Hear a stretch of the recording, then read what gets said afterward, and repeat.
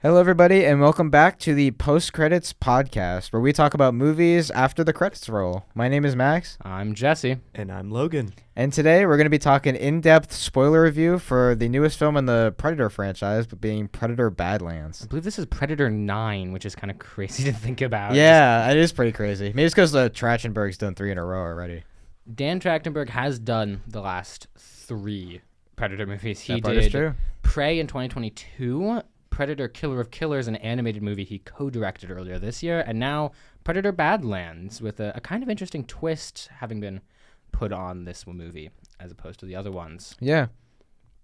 This movie is the first to feature the Predator, the actual monster that was the antagonist of basically every single movie in the franchise to this point, with the exception of kind of the Alien versus Predator films, Yeah. is now the protagonist. We're following this Predator around as he goes on his adventures. As always, let's start with, how'd y'all hear about this movie?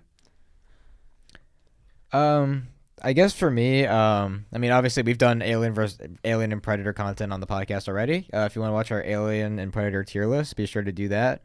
I've heard about this movie ever since it was announced. I'm a big fan of the Predator franchise. I'm a big fan of the Alien franchise as well. That's kind of like the sister to this as well. Big fan of Dan Trachtenberg. Loved him since 10 Cloverfield Lane. Big fan of his last 2 efforts in the franchise, and him doing another one with the Predator kind of taking the protagonist role sounded very interesting to me. Yeah, I heard about this. In research for our most anticipated, as seems to be the case constantly, I didn't really know it was coming out in this late, so when I actually looked through it, I found Predator Badlands to be one of the more compelling picks, especially given that Dan Trachtenberg's last, at the time, 1 movie, but now 2 movies that he's done for the franchise have been the 2 highest reviewed on, I believe, Rotten Tomatoes. Yeah, that part is true. And given how legendary the original Predator was, that's a pretty good showing. It's a pretty good track record. When I hear he's going to do another one, I'm down for it, you know? Yeah. And also for a new common theme, I saw the trailer for this movie. That's like the 3rd movie in a row Yeah, where you've actually 3 in a row, we're on seen a the hot trailer. streak. I've seen Yeah. the trailer, yeah. Didn't Yeah, the trailer play in front of one of the movies that we saw together? For the Oh, I weekly think it spoiler? did. Probably, Yeah. That's usually how it goes. I don't but remember. yeah. I don't remember. I couldn't tell you which one, but I remember seeing it.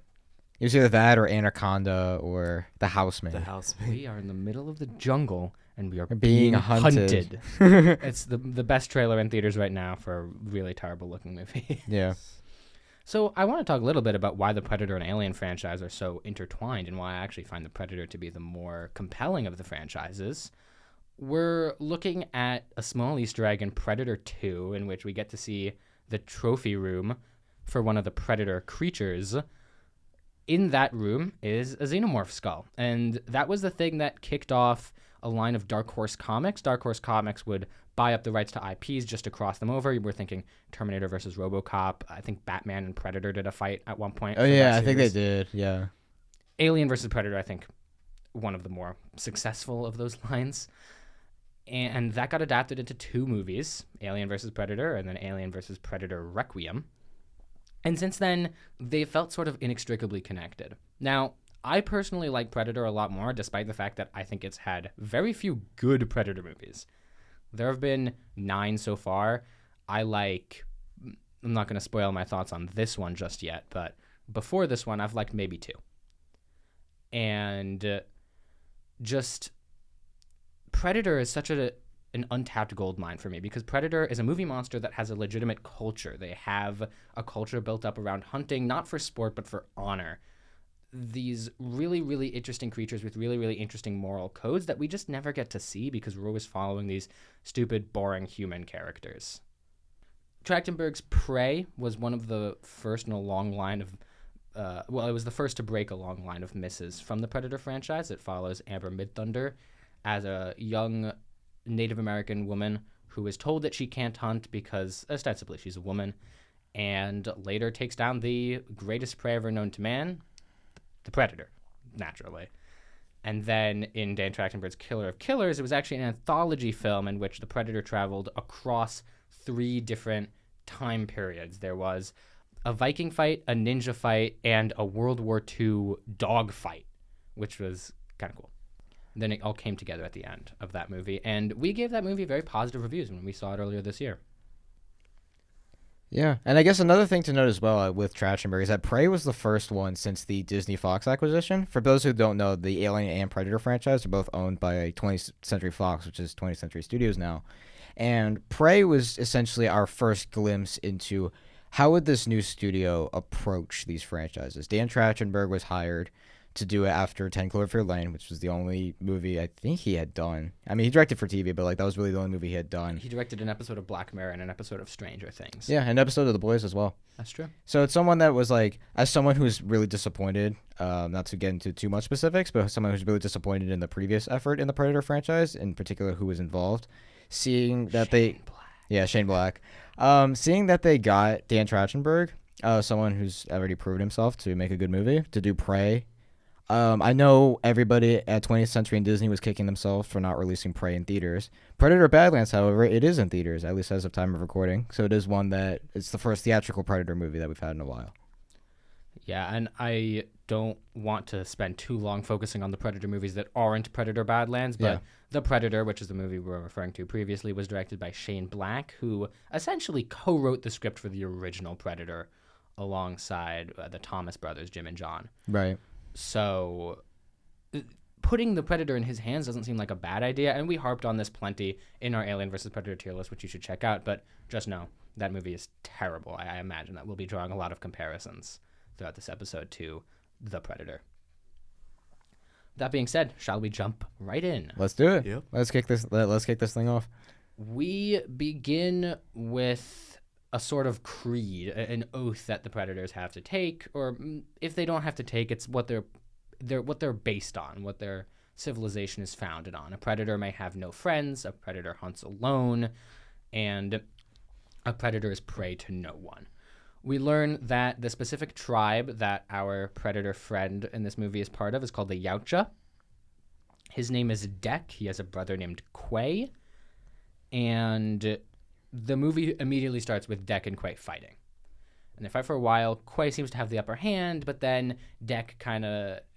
It's not that he wins necessarily, but just that he doesn't give up. And it sort of convinces Quay that Dek deserves something called a hunt, which is actually something that we saw in Prey, which is this is a system in which you gain sort of seniority, respect in the system by taking down the largest animal that you can imagine, the largest, most dangerous animal ever. People in Prey were taking down like bison and lions and stuff, and eventually the predator. Here, they're going to distant, far-off worlds, kind of destroying whatever they find, any big beast. It lends a little bit of context to the fights in some of the other movies.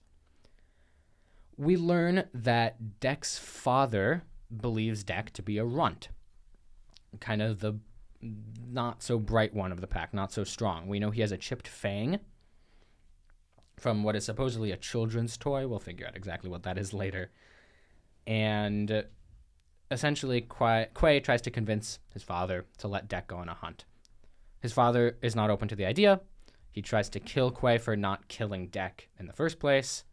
Quay kind of like knocks Dek into his like spaceship, which is set for a planet called Genna, called the Death Planet, where he will be hunting the Kalisk, I think it's called. Yeah, the Kalisk. The Kalisk it's called the unkillable beast on the planet of death.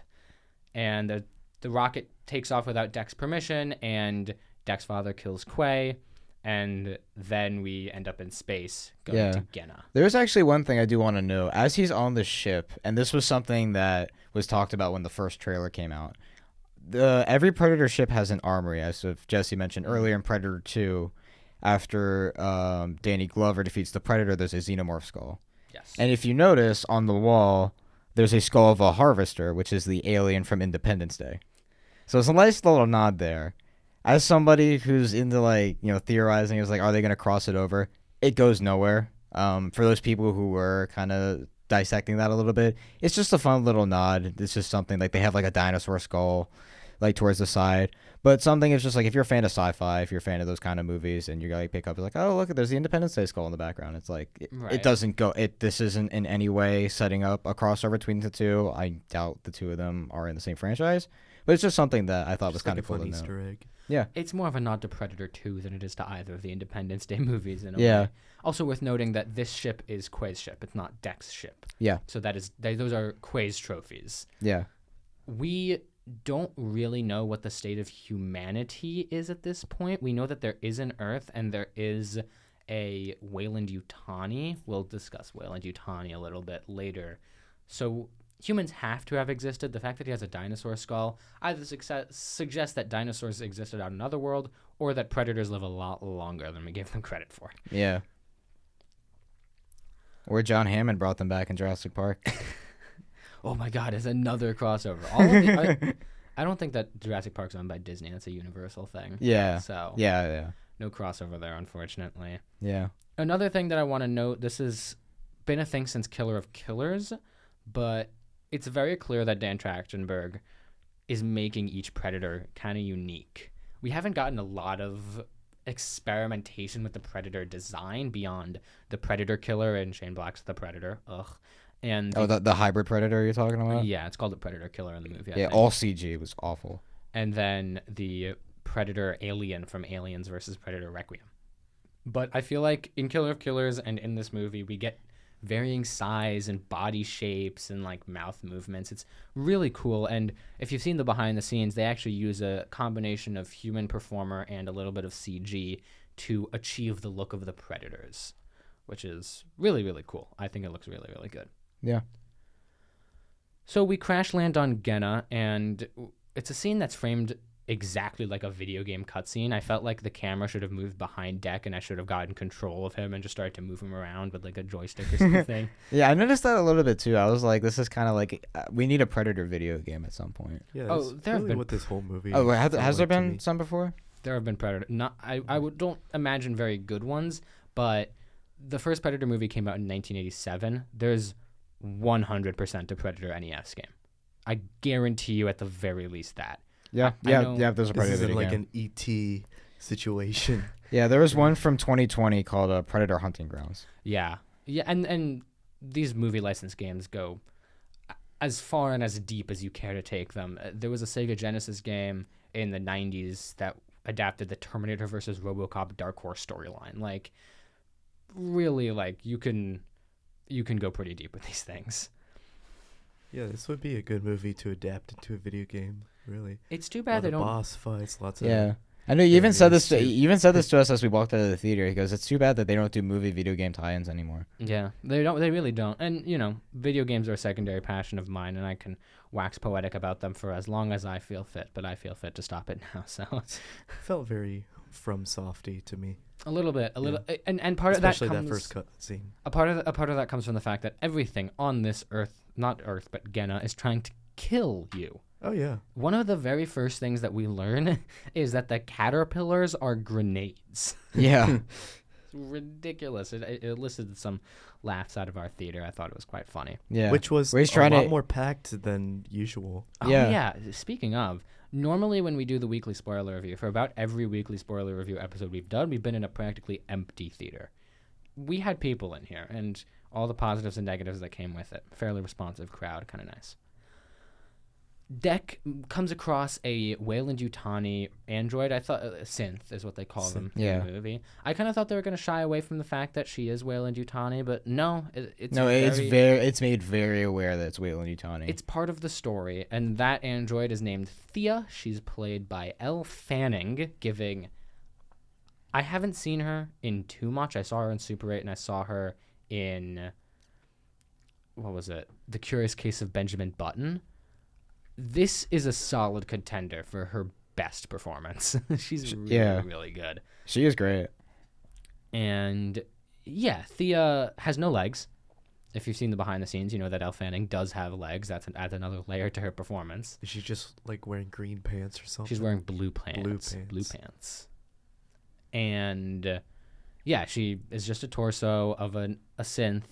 And Which is kind of interesting because like when I first saw the trailer, it kind of hinted that she wasn't a synth, and I thought like the Predator, the way she was holding her up, she just like de-legged her or something. Yeah. Which the way that was filmed, she was standing. She was just yeah, she standing. was just standing. And the behind the scenes of this movie are fascinating because so much of it is CG. This environment is very fake, but looks very real. It's quite impressive how they're able to do that. Part of that is some of it's practical, some of it's not so practical, but it's a good combination that makes it legitimately look real and good. Yeah, the I can't believe VFX did a really good job, I think. I totally agree. Thea kind of works around the predator no friends rule by saying that she is a tool that he can use to help survive, and Deck kind of accepts that loophole. And we get like this beautiful cinematic view of the planet, and there's a mountain in the background with just a large worm on it. There's a huge worm around this cliffside. I wrote it down because it was so striking to me. I love that. We don't see that worm again. Yeah, but we know it's there. It's R.I.P. very worm. it's very sci-fi. Like that's the thing that struck out to me most about this movie, at least compared to even Trachtenberg's last two. Like this one's definitely the more sci-fi of the three that he's done, at least by far. And like speaking of video games, like I know we'll probably go more in depth of the creatures on these planets, but they remind me a lot of the Half-Life 2 aliens. Like Yeah, a little bit. after the Conclave invades, there's the barnacles that hang on the ceilings that kind of remind me of the one scene that when they get eaten almost. And I've not played Half-Life 2. I'm yeah. gonna be so honest with you, but for I our trust that audience you're who correct. have played Half-Life 2, like the creatures, you will be reminded of them, yeah, in my opinion. Write in. Tell us if you've played Half-Life 2 and if you think Logan's correct. But yeah, more on that later. Yeah, and we get a bunch of like really, really cool like creatures.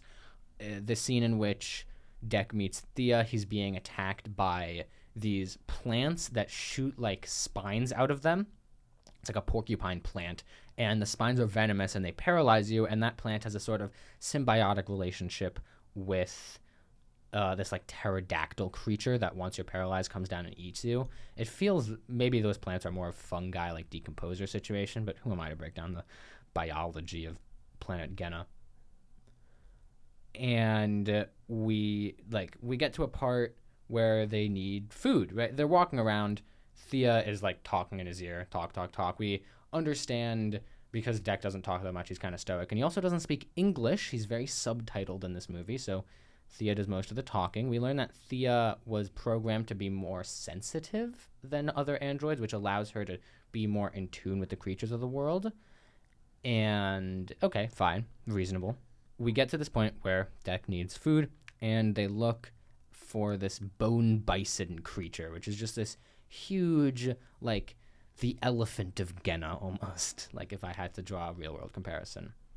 They're giant, but they only live in razor grass territory.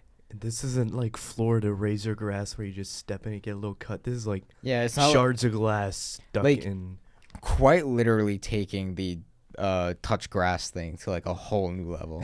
Like touch grass, like it will like Yeah, pierce no, through I somebody. pass. Literally everything on this planet is trying to kill you. The grass is knives. Yeah. The grass is knives.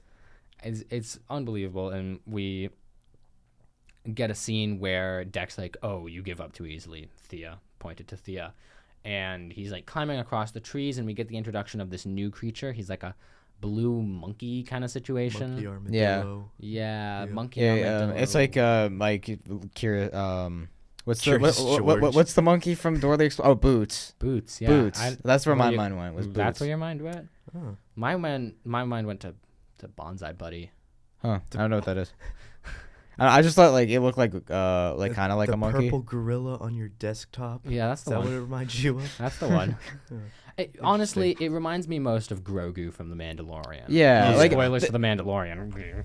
yeah, like the usage of the character. I mean, I'm sure we're gonna go. I'm sure we'll go in depth on it. But the Yeah. usage of the character definitely reminded me of that. But like design wise, I was like, oh my god, it's Boots. Wait, maybe he'll find the map with the backpack. There's no map. There is a map later, but it's not really a map. Yeah, like in Dora the Explorer. Not like that's just where my mind went. Yeah, and I was also shouting at the screen, "Go left!" This movie is not meant to teach you Predator language or Spanish, for that matter. Yeah, that part is definitely true. So Deck attacks the bone bison, and then this other like bonsai buddy creature is trying to attack it as well. But Thea says they shouldn't be in the trees too long because there's some weird bug that might come and get them. That bug does come and get them. It's like a starfish tentacle creature. Looks like a face hugger from Alien, but like scaled Or the up to barnacle from 1,000. Half-Life 2, because Yeah. yeah, It looks. If you've seen Invincible, it's the alien from Invincible. Oh, I could see that. yeah, I can see that certainly. So that creature I think it's not a bug. It is. It's slimy. huge. It's slimy. It's not a bug. It's a cephalopod of some sort. I don't know my biology. This is where I start to fall apart. He grabs them. He puts them into like his mouth. I guess he's eating them. Yeah. Yeah, Yeah. he's eating them. And the little bonsai buddy creature kind of curls up into its armadillo ball, lodges itself between the creature's teeth. The creature bites down, breaks his teeth, kind of is immobilized for a little bit, long enough for Deck to get on top of him and slice him open and kill him. And then Deck also slices the bone bison in half, like laterally. Yeah. It's crazy. Or longitudinally. Yeah. He Vertically. holds his I guess, sword like- up and Yeah, it like a runs full on straight like at him. Excalibur, and it's just like it's very like classic sci-fi like kind of action sort of thing, where it's Yeah. like have a guy going up Yeah. against a creature, slicing the back, and then hijinks ensue. Hijinks ensue. Hijinks ensue. Yeah, and then we get a little bit more insight into Thea. They're sitting by the campfire. They're kind of hunkered down for the night. We've got Deck, we've got Thea, we've got the bonsai buddy creature, who now we can call Bud, because that's what Thea names him. And we have the very cylindrically shaped piece of meat from whichever creature they killed. Yeah, very well cut, I will say. Yeah. But he used a Deck used that sword to his advantage. I'll tell you that. Creature's nothing but if not precise. Yeah. If you're into the YouTube food niche, it reminded me a lot of pemmican. Like the survival meat-based food. Maybe. very- I don't know. I don't know if it's off the top of my head. That's kind of what the meat reminded me of, like a very grainy sort of powdered meat mixed with animal lard. It's kind of just an interesting detail Yeah, I have no idea what that is, honestly. I'm not on that side of the internet. for the but audience who For the audience that has both played Half-Life 2 and is on the survival food YouTube side of the internet. sure. Yeah, that's our target audience. So we kind of have this uneasy alliance a little bit. Deck is still insistent that there's no such thing as a friend for a predator. Thea explains that she came with a team, including another android named Tessa. Tessa is described so aptly by Deck as Thea's sister. We get a nice sentimental scene, and then we wake up in the morning and Deck immediately abandons Bud. Yeah. Because- Almost right away. because Thea is a tool, but Bud would be a friend, but that's not allowed. That's a big no-no. Yeah. And another thing to know, I'm sure we'll get into it, but Tessa is like continuing the theme in 2025 of actors playing almost like a twin or a clone. Tessa is also being played by Elle Fanning. I believe that there are like 9 or 10 movies this year that have done that. Yeah. What is it, like Sinners, Mickey 17, The Alto Frankenstein. Knights, The Monkey? The Alto Knights, Frankenstein, The Monkey. I think Sophie Thatcher plays 2 in Companion. Oh, maybe. And then this movie and...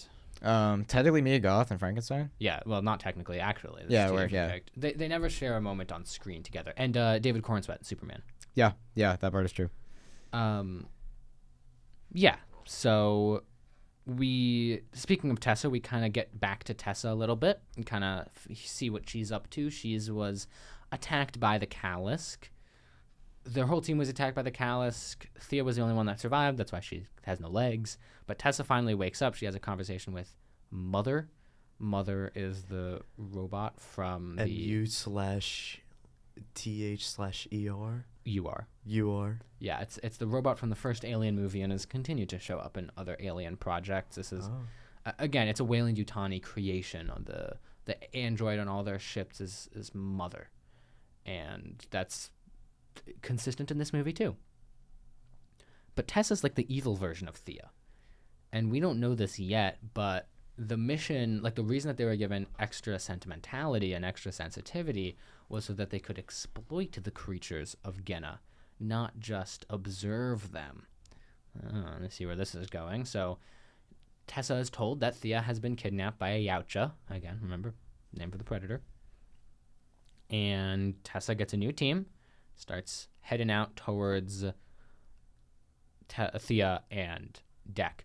And we see almost immediately how useful teamwork is in this situation. There are like these killer roots that try to kill you, and it's like bam, bam, bam, stab, shoot, the 1-2 punch, and then they're dead with the team. Whereas that was like a whole obstacle for Deck. Like it was level 1 of the game, you know. Thea and Deck eventually get to this Weyland-Yutani research point. Thea has been kind of leading Deck on, saying that she was going to take him to the Kalisk and he was going to be able to fight, but they end up going to this research station. Thea finds her legs, and she starts like sewing them back on with the help of this machine, and she signals for Weyland-Yutani to come pick her up, thus essentially betraying Deck yet again. As it turns out, she wasn't totally lying that she was leading him to the Kalisk, because the Kalisk actually shows up, and we get a little fight between Deck and the Kalisk, and Deck is obviously determined to take this Kalisk out on his own. He slices it, he cuts its head off, but it just keeps regenerating. It's a miracle for regeneration. As always, Weyland-Yutani is in it for some sort of profit, be it bioweapons or medicine or whatever the hell they're using this thing for. It was like in the past, like Weyland-Yutani is also a big part of the Alien franchise. Like obviously, like big obvious connection there.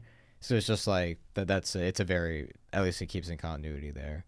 And also to note that even with like Weyland-Yutani and like synths and androids, I guess it's just like in the past, Weyland-Yutani's metaphor is that even though there aren't any humans, in this movie, it's one that they can get away with using with synths and androids, because that's very much what Weyland-Yutani is based on. Yeah, that's fair. And you also don't need to watch any of the Alien movies to actually understand what's going on here. No, it's just a little nod. I don't think Logan's seen any of them, so he can attest to that. Yeah. I'm the one who hasn't seen most of the movies. It's good. We're testing it on the usually median audience, Yeah. you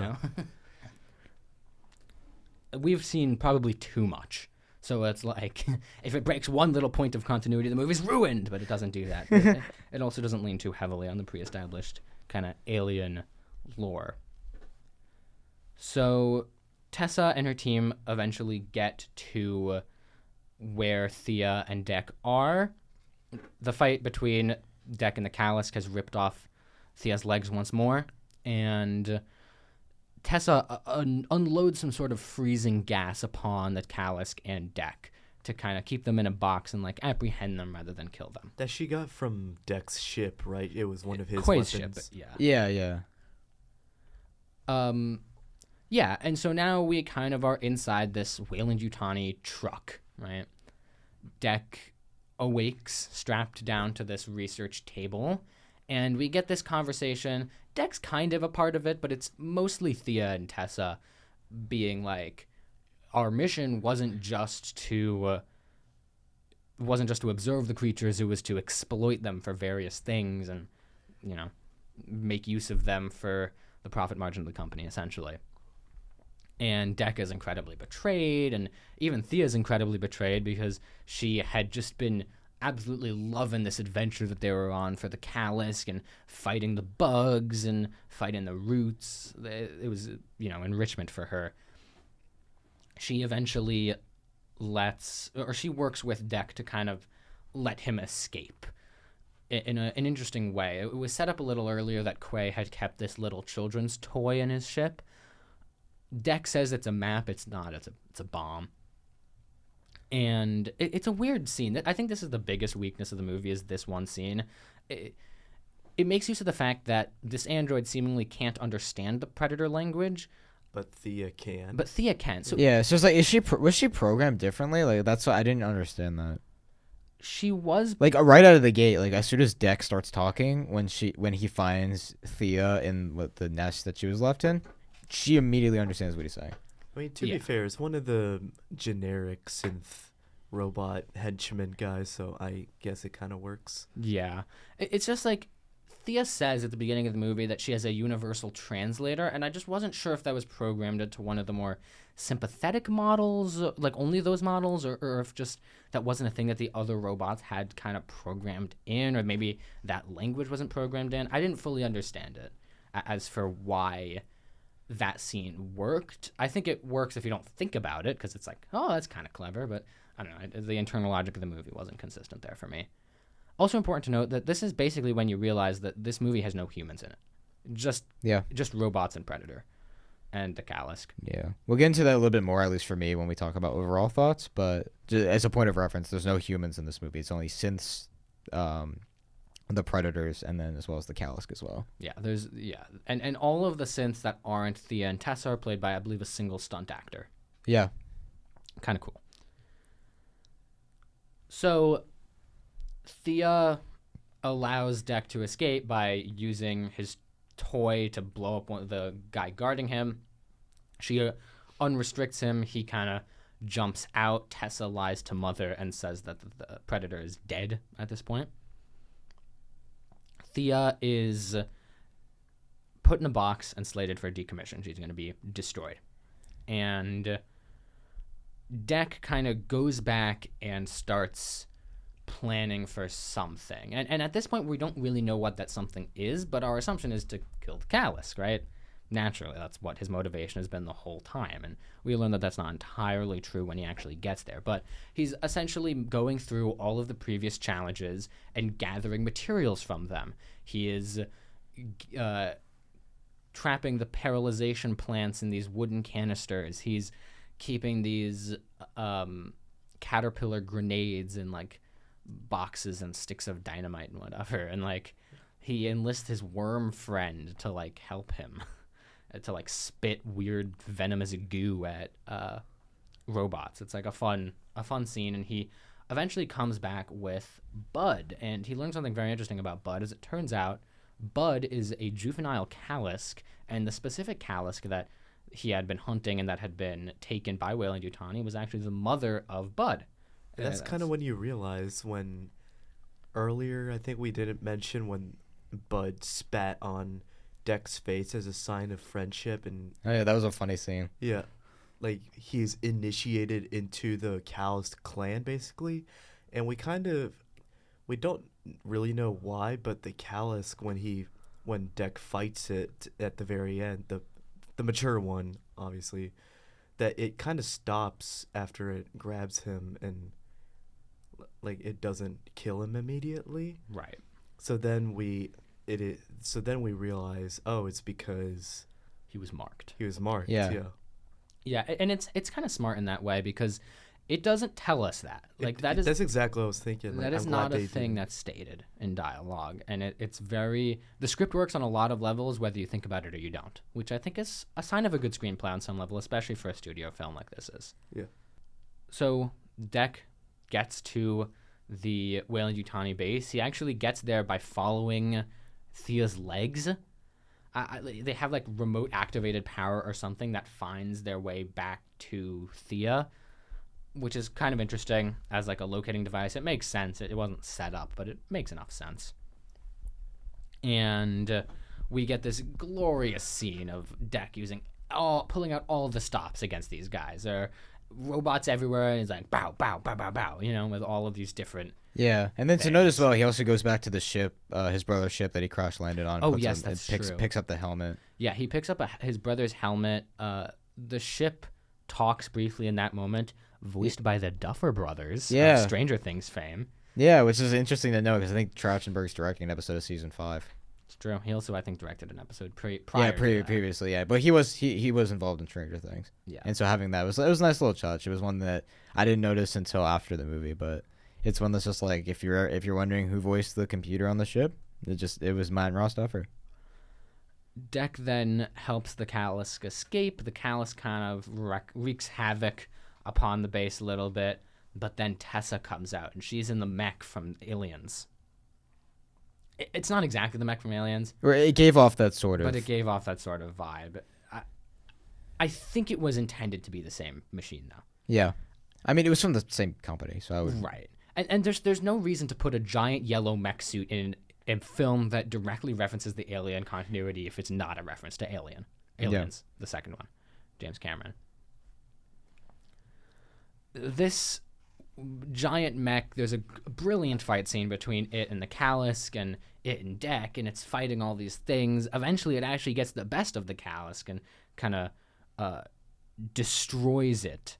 But then she moves her attention to Thea, who at this point has her legs back. It's a really interesting scene where Elle Fanning as Thea is in this like box, and she's controlling her legs like Bluetooth.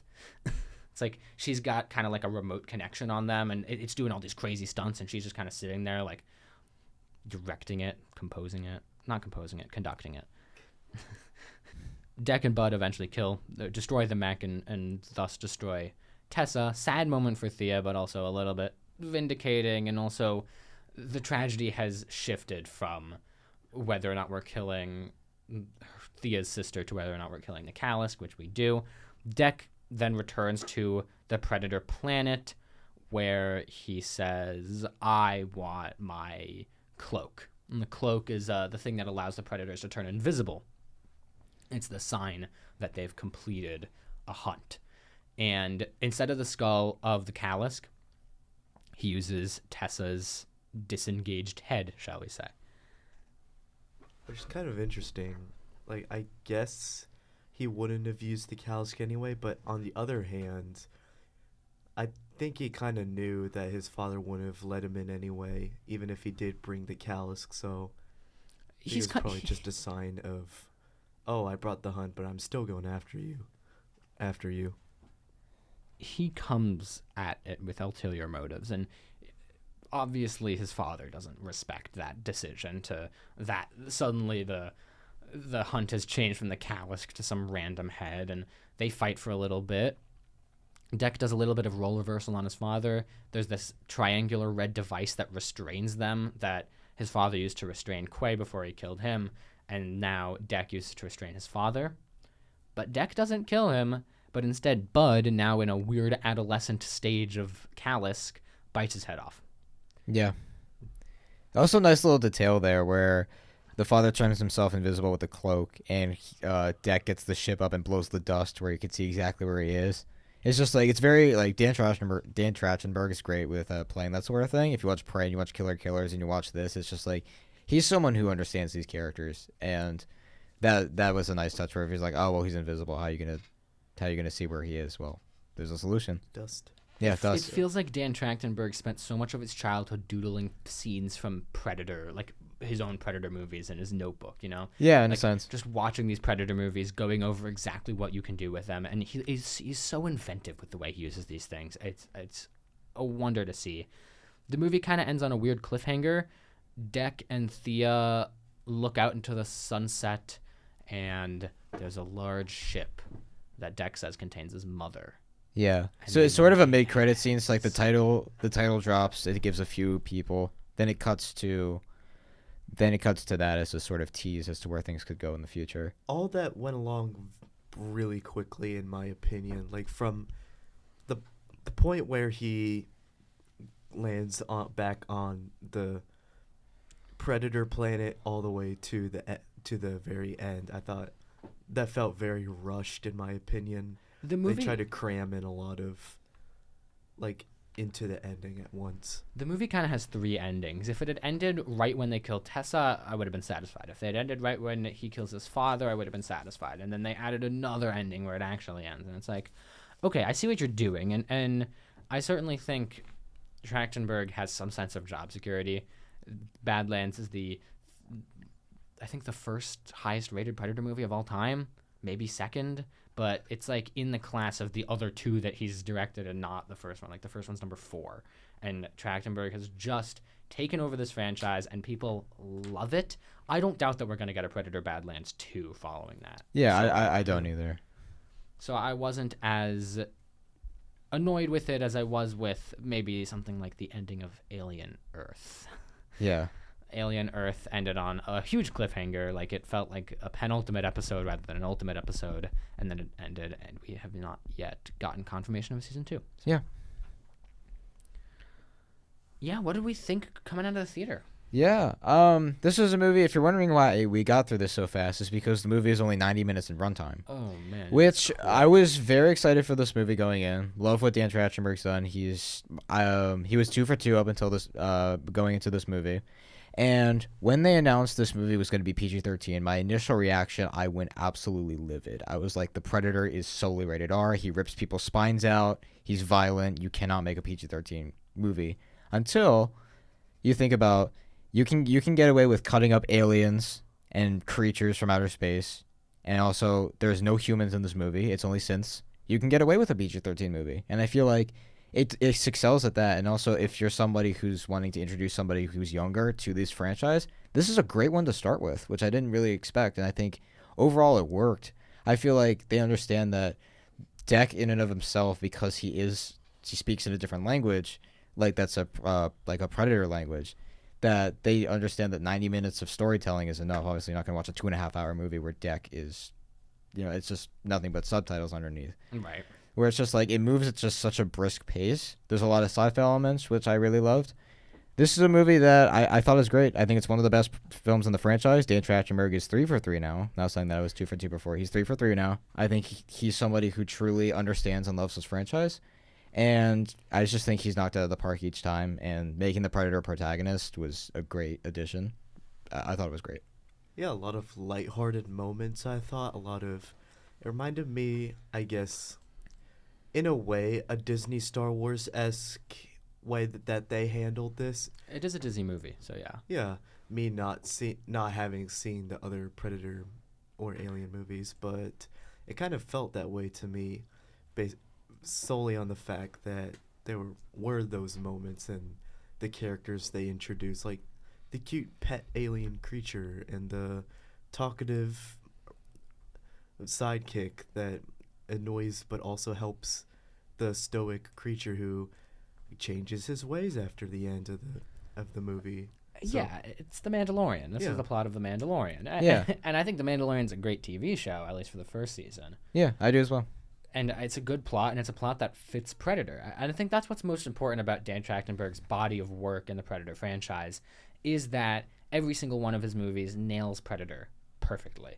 I said this coming out of the theater, but Dan Trachtenberg is, I think, the first director since John McTiernan to actually understand what the Predator is about. Absolutely. And Logan, you haven't seen the first movie, but it's a takedown of the machismo, macho culture that 1980s action movies were building up. It's the anti-commando. Yeah, it's one of the most manly movies you'll ever watch. I mean, even just the handshake with Arnold Schwarzenegger and that's what that's from. Yes. So what's Carl Weathers, like just the handshake alone, the rest of the movie, it's one of the most manly movies you'll ever watch. you've seen the meme that's the Renaissance painting of the guy with the white sleeve and the guy with the red sleeve, and they're huge and buff, and it looks like they're arm wrestling. Yeah.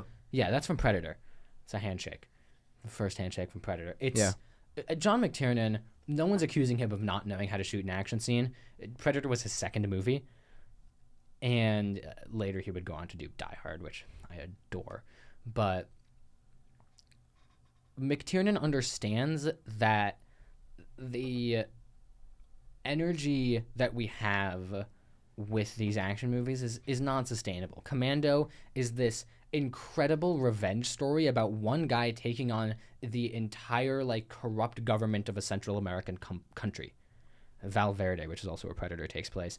Predator is about a team of guys who go in and they're so buff and violent and shooty that they attract this unbearable force of violence that slowly picks them off one by one. And the only way that the guy can actually defeat him is by essentially debasing himself. He covers himself in mud and gets into a wrestling match with the Predator.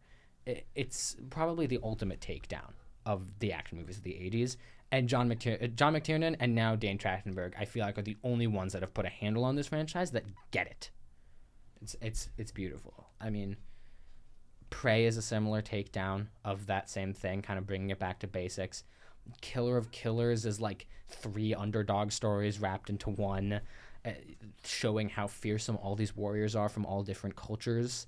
And now this movie seems like a really interesting commentary on, in a way, found family versus the individuality that is preached by these predators. Yeah, and also the first one where it portrays the predator as a main character, where he's so much like lurking in the shadows, which I thought was a nice touch. Yeah, we're kind of demystifying the predator, and it's clear that that's what Dan Trachtenberg is interested in. It's like these characters have a mythos and they have a culture that is a little underexplored, but the little bits that we get are so fascinating that I cannot help myself every time I get a new Predator movie. As I said earlier, and I quite like Predator Badlands, I think it is one of 4 good Predator movies. There have been 9. Less than half of the movies in this series are good. Like, I do not really enjoy watching most of the movies with the Predator in them, but every time they come out, I see one because they're so interesting. Which ones do you think are good? The ones that I think are good are Predator 1987, Prey from 2022, Predator Killer of Killers from earlier this year, and now Predator Badlands from yesterday. Yeah. Any other thoughts? Any other things that you thought were done particularly well? I don't know, I'm trying to think. I think Elle Fanning, I said this earlier, but Elle Fanning delivers 2 great performances. Yeah, she was very good. Sentimental Value also opened this week. Elle Fanning's been getting a lot of Oscar buzz for Sentimental Value, which is funny because I think she gives, 3 great performances across 2 movies in 1 week. She is having herself a year. Yeah. And as I said, I like Elle Fanning in Super 8, and I like her in The Curious Case of Benjamin Button, but she's a child in those movies. I still think she's incredibly talented, though, as an actress. Yeah. Yeah. So, give our ratings. Before we do ratings, I actually want to kind of refresh us on our previous rankings of the Alien and Predator franchises. Yeah, I guess our main goal, at least for this, just to give a little update, because that was, 6 months ago? 5 months ago? Far too long ago, I'll tell you that much. But I would say it was back in early June, because that's when Killer Killers came out. Now there's been Alien Earth, and now recently with Predator Badlands. So we're just going to go back and kind of update things and check in on how they were before we give our final rating. So yeah. My list for the Alien vs. Predator tier list from worst to least worst. In the F tier, Aliens vs. Predator Requiem and Shane Black's The Predator. In the D tier, Alien Resurrection. In the C tier, we have... Sorry, I have to zoom in on the picture because the posters are small. Predator 2, Alien vs. Predator, and Alien 3. In the B tier, Prometheus and Alien Covenant. In the A tier, Alien Romulus, Prey, Predator, and Predator Killer of Killers. In the S tier, Alien and Aliens. On Max's side... Yeah, you want me to do it? You want to read it out? Yeah, I got it. Yeah, so on my side of the tier list, I also have it pulled up in front of me. So starting in the F tier, similar to Jesse, I have Aliens versus Predator Requiem. Yeah, I just found out recently that there's an Aliens in that title. There's an S at the end of that. It's stupid. It's dumb and stupid. Yeah, it's weird. Aliens, and then Aliens versus Predator Requiem, and then followed by Alien 3. And in the D tier, I have Shane Black's The Predator from 2018, followed by Alien Resurrection from the director of Amelie. In the C tier, I have Predator 2, starring Danny Glover, followed by kind of a tie, but Prometheus and Alien Covenant. And I know you didn't touch on this one, but I guess for me, with Alien Earth recently wrapping up a month or so ago, I would also kind of place it at the top of the C tier. Not to go too in-depth, because obviously this isn't a podcast about Alien Earth, but this is a show that I thought was great until the finale, and it felt like by the time you got to the finale, it was so unsatisfying and felt like there were 3 episodes plucked from the show. However, if they do greenlight it for a season 2, they continue it and they wrap it up, it has the chance to move up. But as of right now, it left kind of a bad taste in my mouth, given the ending, while exploring a bunch of great ideas. But enough about that. Up to the B tier, I have the original Alien vs. Predator, followed by Predators from I think 2010. The one starring Adrian Brody. Something around there. Yeah, something around that. Moving on to the A tier, I have Alien Romulus kicking off the A tier. And this is where my change was. Right here, I have swapped Prey and Killer of Killers. Both great movies. Killer of Killers, the more I've thought about it, as much as I love that movie, and I really do love that movie, I thought about Prey and how much I love that one, and it squeaked up just a little bit. And... in between, so after Romulus, I have Killer Killers. That's where I'm putting Badlands, right after Killer Killers. Yeah. In between Killer Killers and Prey. I mean, all 3 Dan Trachtenberg, followed by the Fede Alvarez Alien. So I guess all the recent installments in both franchises. Then leading to the cream of the crop with the S tier, I have Ridley Scott's original Alien, John McTiernan's original Predator, followed by the King James Cameron's Aliens. So that's my complete list. Yeah, looking at my list, the only thing I would change is that I would move Prometheus probably down to the C tier, right? Still above Alien 3, but just not quite as good as I originally gave it credit for. And Alien Earth, I wouldn't want to compare it to the movies because I feel like it's a completely different beast. It's a different medium, different form of storytelling. But I would put it in the C tier, kind of on a separate TV shows list. Logan, you've seen none of these movies. Is there any one that you want us to talk about in a little bit more depth before we go into Badlands ratings and rankings? I mean, it's up to you.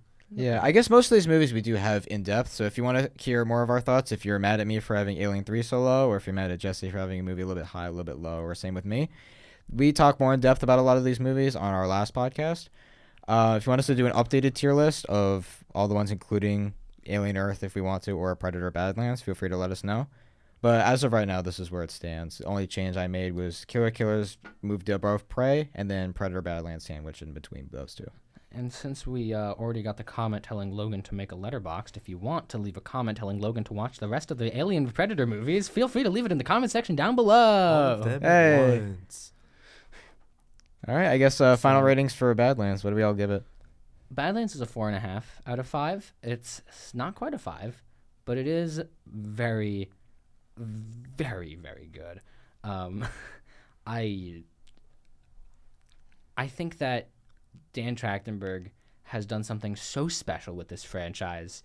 He manages to tell a new story every time that fits within the thematic and plot constraints of the Predator franchise and keeps delivering things that are characteristically Predator while also being characteristically other stories. Potentially this could be replaced by another character, but the fact is Predator gives it an extra dimension. It's like we're playing with the idea of Predator, and that's super cool. Something that I love seeing, something that I wish the Alien series would do a little bit more of, if only they had a more interesting monster.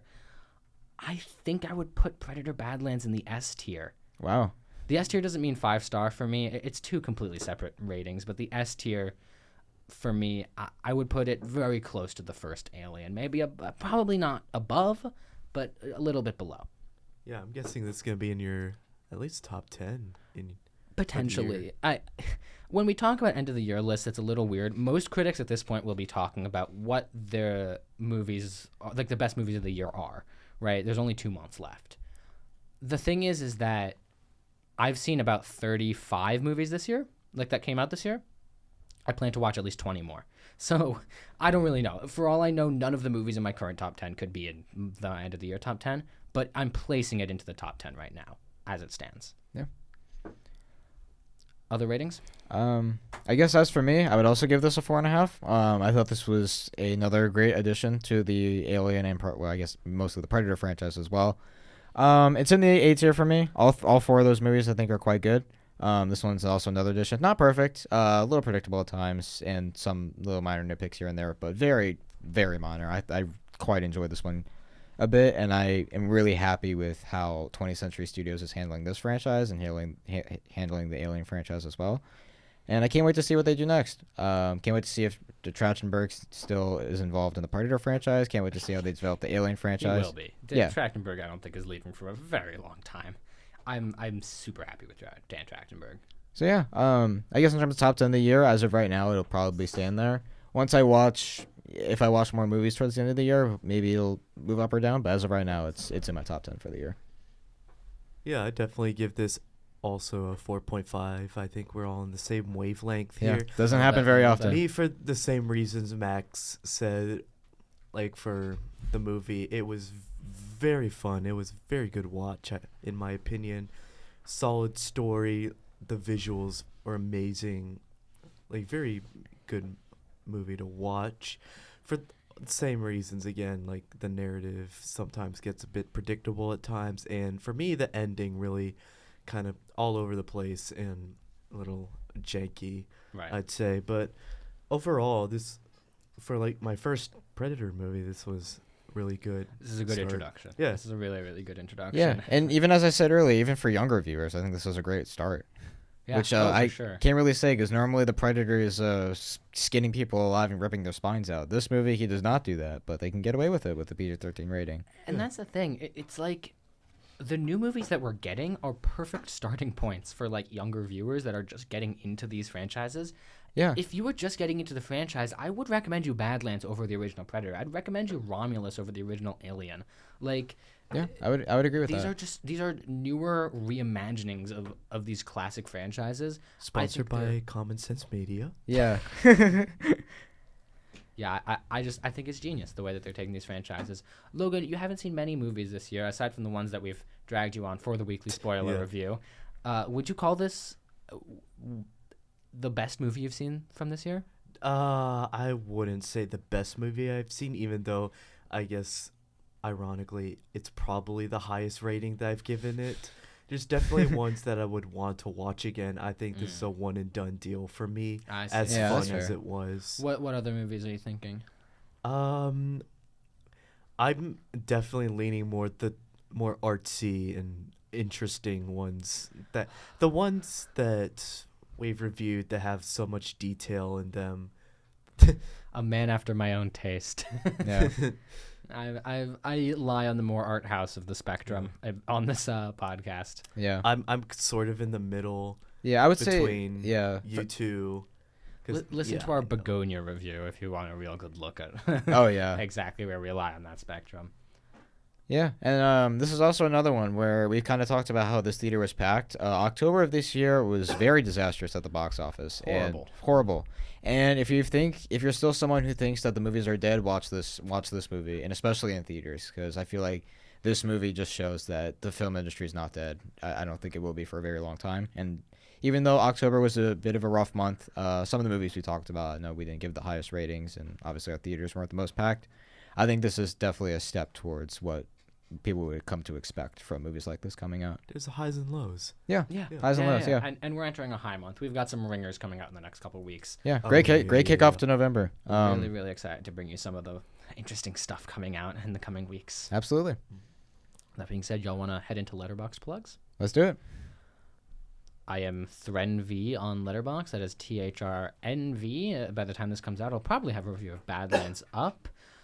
I don't know what else I'll have up, but I do know for certain I reviewed Lee Winnell's Wolfman not too long ago. Early release from 2025 that we put on our most anticipated. So if you're interested in that at all, check it out. Yeah. My Letterbox plug is MJ Spiegel, all lowercase. I took a bit of a break from Letterbox over the past month just because 1 October wasn't too much at the box office, just because I had a lot of stuff going on. At least, obviously, we're all college students. And it is one that with our previous episode, Frankenstein, which I think should be up by the time this comes out. We will see what the upload schedule is, but Yeah, just know if this has come out and Frankenstein has not come out yet, that's probably the next one. Yeah, but either way, I'm going to have reviews up for both of these. I will be making my return to Letterbox, so be on the lookout for more reviews from me. And by the time this comes out, I'm probably going to have opened up the sign up page for Letterboxd and probably forget about doing so. But It's a work in progress Yeah. for Logan right now. I'll eventually have one. I will promise myself to plug it the next episode that we record. But, don't expect it this week or All right. maybe But even next week. you I know, don't know. speaking, we do listen to your comments, and we got the comment that Logan should make a letterbox.